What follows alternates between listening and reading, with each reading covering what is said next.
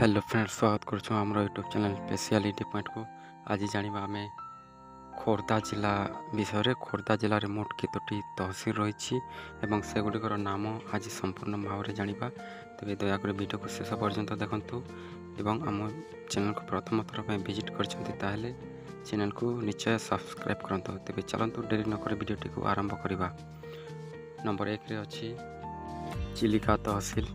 Number 1 रे रही चिलिका तहसिल एवं नंबर 2 रे रही बालीपाटना तहसिल।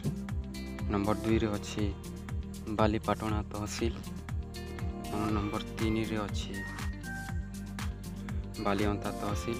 नंबर 3 रे रही बालियंता तहसिल और नंबर 4 रे अच्छी टांगी तहसिल।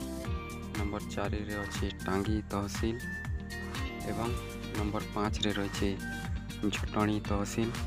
नंबर 5 रे रही जटणी तहसिल एवं नंबर 6 रे अच्छी बेगुनिया तहसिल। नंबर 6 रे रही बेगुनिया तहसिल एवं नंबर 7 रे अच्छी बोलगढ़ तहसिल। नंबर 7 रे रही बोलगढ़ तहसिल एवं नंबर 8 रे रही बाणपुर तहसिल।